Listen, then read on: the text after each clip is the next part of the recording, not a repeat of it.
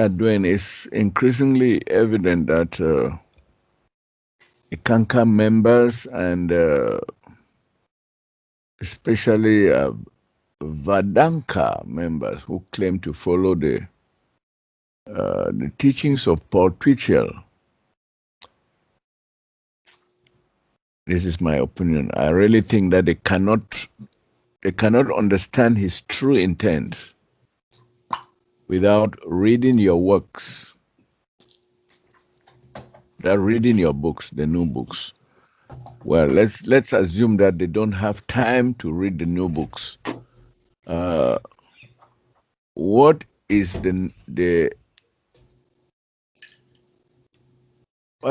what is the information that you can give them in a nutshell? Some kind of advice that you can give them as the real successor to what Paul Twitchell presented, and which you are not only continuing but expanding upon. I think this will help a lot. So you were to give them a nutshell advice. So what would you say? Assuming that they don't have time to read the new books, they don't want to be distracted, but at least they can they can watch a video, listen to some audio tapes, audio files and all the like. So what can we really say in a nutshell to them, Duane? In a nutshell, Charles, you mean like one of those little fortune cookie notes? Sorry? You know what fortune cookies are? Those little cookies you get in Chinese restaurant and you break them open and there's a note inside. I don't know about it. You don't? Yeah. Yeah, that's been all over the world for the longest time. Yeah, you go to Chinese restaurants. There's these little cookies they give you at the end of the dinner, and inside there's some, something like Harry would write on a little note. Yeah, fortune cookies. I'm surprised you don't know.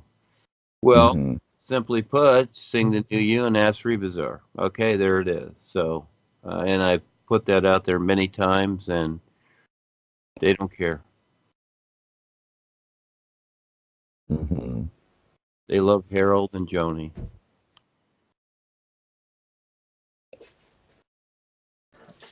Oh, so that's all you say to them. You want it in a nutshell, you can only fit so much in there.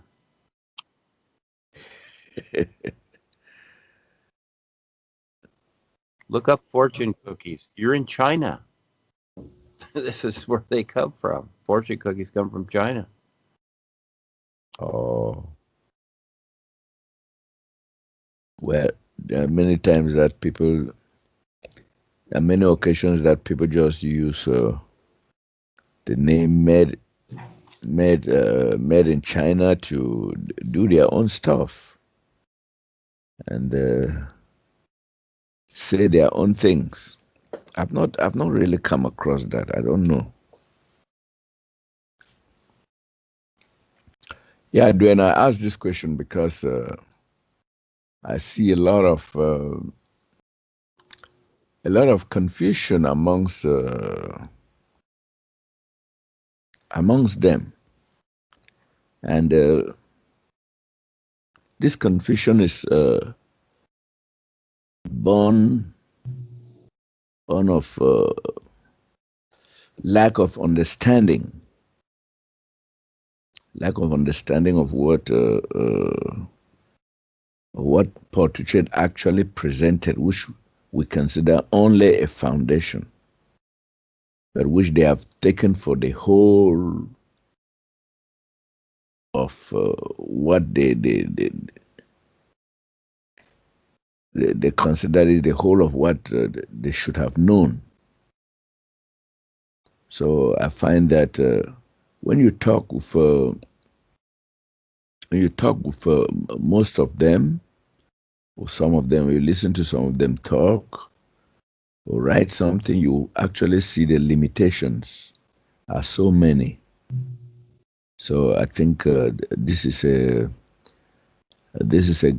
big sign that first they did not understand, they don't understand well what Paul Twitchell presented, and it will do them a lot of good if they read your books, and especially like try the new song that you just talked about. But even before going to the new song, most will not. They will say, "Well, the new is a corruption of the hue," and so they will not even want to look at it. You see, so this is what this is the state of mind in which they dwell, and how to catch their attention is the problem. I don't know. So, have you any other attention catcher?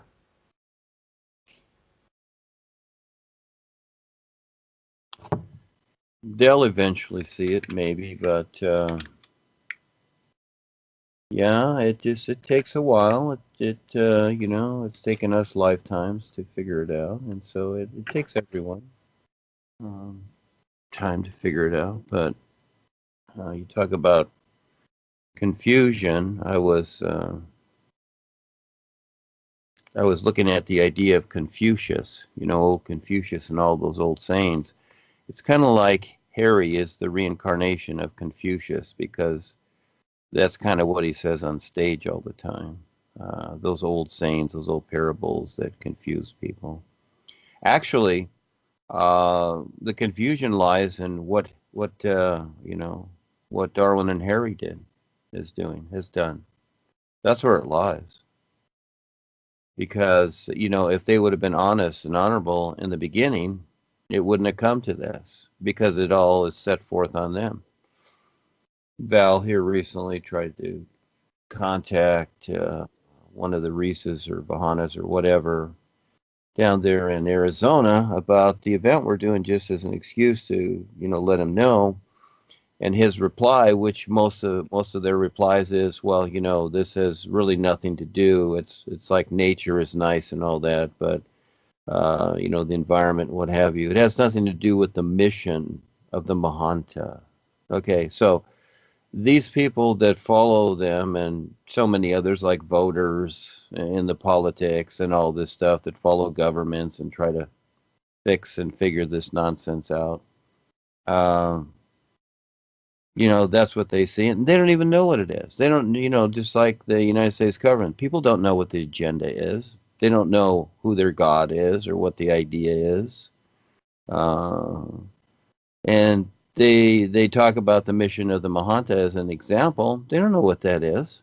They don't even know what the Mahanta is. So again, and it's no more. Besides, when Paul left, that was a position that he took, that he used while he was here. That's it. Then it was nothing.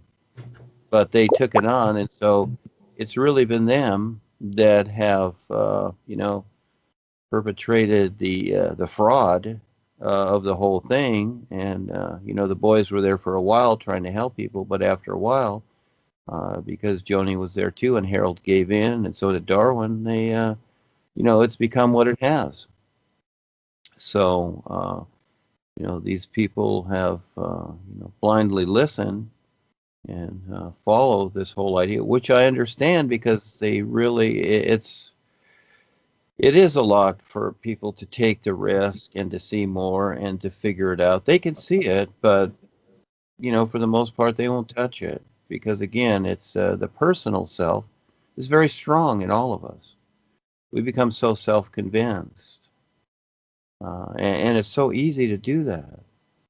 And I get it. It's just a toughie. So, but they, especially Harold, he's perpetuated this, just because Joni has done such excellent marketing ploy and really gotten the people into worship and religion and priests. You know, the original priests were, they were destroyers. They sacrificed people. That's the idea of a priest. It is not the presentation of, acting benevolent and kind and helpful and all these things. The real idea of a priest is sacrifices, getting people to agree to be sacrificed. That's the original priests. Yeah, because all religion is sacrificial. So we have this today, and it's happening, but it's disguised, and people are discovering it. And so, but again, people are afraid. They've been told certain things, and just like with the governments, they are afraid. So they support the system, and they're afraid not to support the system because they are afraid. It's just a vicious circle that they keep agreeing to.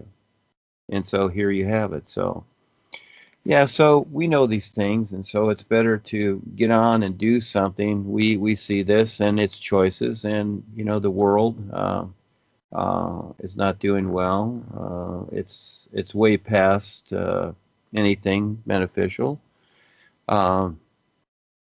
And so in the Skype the other day, Bob shared his experience, how he was shown that I know this, the world's past due. Forget it. It's time to figure something out because it's too late. It's all too late. And so people will go down with the ship, just like Marjorie did and whatever, because they keep agreeing, and that's what they've got, and it's going to be a long time before they figure it out. So yeah, it's a risk taker position. You got to take the risk. You got to jump to the other side, you might say, or you don't. And so nothing can make anybody do that. Nothing at all. If anything, when you promote something of value, they resist even more. And that's just how it is, because, just look at all the people in religion in the world. They're not interested.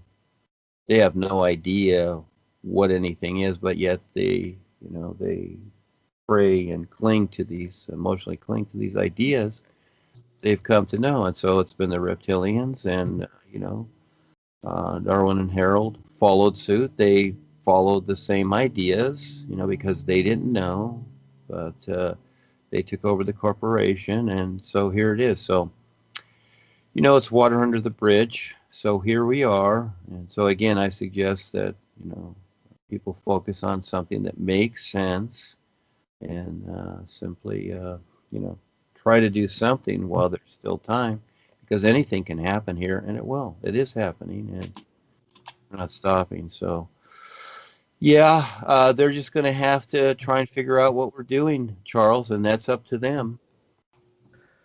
Okay, Duane. I hope they do. I hope they have the time to figure out what you're presenting, and don't take it as a distraction from the Mahanta's mission. Yeah, I will narrate. I will share over some things that were happening in Eckankar while I was there.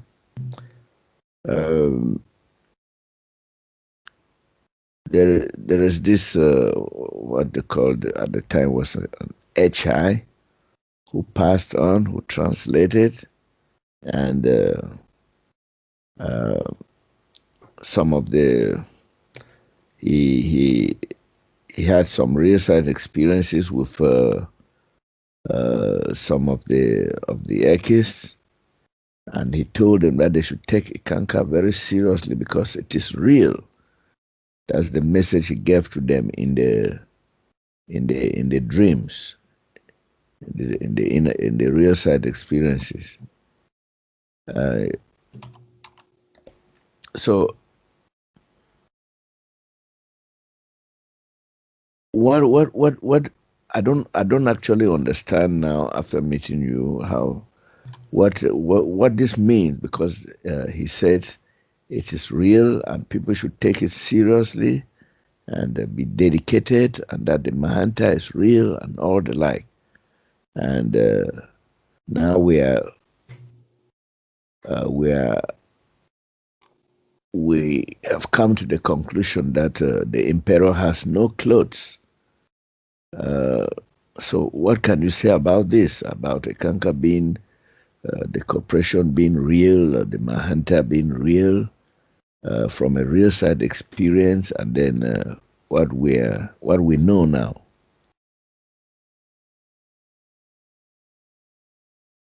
Well, it's very simple. Like anybody, Charles, you have to figure it out, and anybody can say that. I've seen Harold disguise himself as Rebazar and others. They try to fool, but my real awareness recognizes it, and so the Eckas are easily fooled. Again, they've been fooled by Joni all along. They go along with everything she does. So even if it is that Eckas on the real side, I don't know. Maybe he's prompted to say it, just like in the movies, people are blackmailed. On the real side, they're blackmailed too. The real side can be like that. You have to figure it out. So these things are going to happen, whatever. It goes any which way. It always can. I've gone through so much myself, and I've seen it. It can go any which way, and you really have to figure it out for yourself. So it's not something that just can be, delivered to a person and that's it. Okay, everything is fine. No, it's not like that, because creation is just like the tides, high and low tide, just like the weather. It's nice one day, the next day it's stormy. And so this is creation. This is how it is. You got to figure it out. So you're going to go through everything till it's that recognition. So, what we're talking here, really what we're talking about, Charles, is the literal world. The world where people, use their physical body, their emotions, their mind, their memory, mainly. Very few people use their intuition and recognize it. They, kind of automatically do, because you use all the 5 bodies. But realistically, and this is where, the system, the business world that's been created, is to get people to be literal. And so, for the most part, the personal self accepts that literalism, to where you're one-dimensional. It's black and white. Oh, this is the truth. This is not the truth. Okay, so, and there's no such thing as that. And so this is where the hang-up really is, you might say, and that is that you look at things according to the value or reference they are, not that they're right or wrong. You see, you're in this area of this is right, this is wrong, this is truth, this is not truth. Those are the opposites. It's not about that. The reality of life is not about that. And so it's learning to recognize that, but until a person can see more than just their personal self and how they've become indoctrinated and literalized with a system of ideas that equal basically nothing. All of it equals basically nothing, because it's the natural environment that's real, just like the air you breathe, etc. And that has nothing to do with the literal world. And that becomes more so than anything we can think or determine on our own, because life is what it is. It's an isness that has really nothing to do with anything in creation. So there's the stumbling block right there. Learning to see what is presented here as a reference, not a reality. So again, people are wanting it to be a reality. Then it's kind of like all done for them. It's like, well, what is the answer, or what is God, or what is life, or any of these things? And all of a sudden you get an answer and it's like, oh, okay, now I'm fine. It's like there's no such thing, because it's endless, and it's a recognition that has nothing to do with the 5 bodies. And so we've come through all these relationships, no matter what they are, with these 5 bodies, and with the bodies of others, of their personal bodies. So we've created all these things because we can just keep creating. That becomes our relationship, and not a real awareness to recognize what's really taking place. So but the individual, each person has to decide that, to be able to see that. see what's going on. And yeah. So again, you see the Eckists or anybody like that, or people in religion, and politics is the same. You know, they look to the Constitution, the Bill of Rights, and all this nonsense. Things are written saying that you have rights. That's a bunch of nonsense. You know, the Indians never did that. The birds don't do that. You have rights. What a bunch of nonsense. As soon as that is written and somebody implies it, you're a slave and they're a slave too, to nonsense. But we're dealing with it now because this is the world. And so just to try to get along, we deal with all the nonsense. So it's not going to be resolved in any marketing or even what is said or even done. It's up to the individual, each person, to, you know, learn to see what's going on, take a chance to understand it, take the time to understand it, and it can take a whole lifetime or 1,000 years. Being realistic, everybody wants it instant.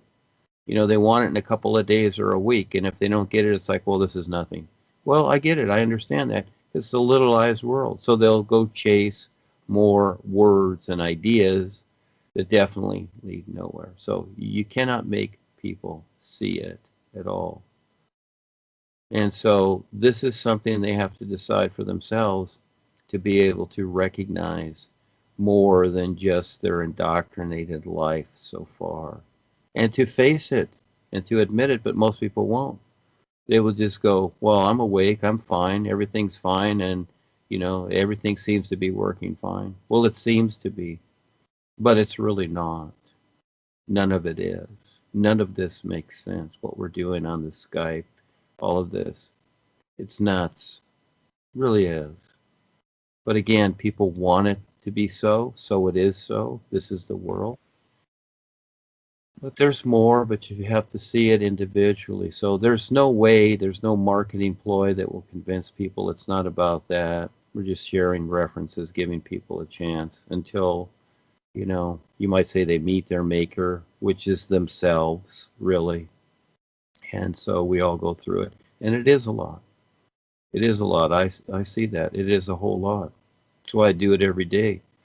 You know, realistically, what does Harry do, or some of the others that do this? No, they don't. They just hang out and they just figure that, okay, they wrote some stuff, and do you hear them? Do they do talks and what? And if they do, what do they talk about? You know, how they are the know-it-alls. You know, it's marketed that they are, and that's their position. But this is the world, Charles. I see it. That's why I'm focused realistically in other areas that are really not seen for the most part or understood. But, you know, not everybody's willing. You know, I approach people, but, you know, most people aren't willing to see more. Their personal life is first. And that's fine. It's their business, none of mine. So they won't see it. See what happens here, young man.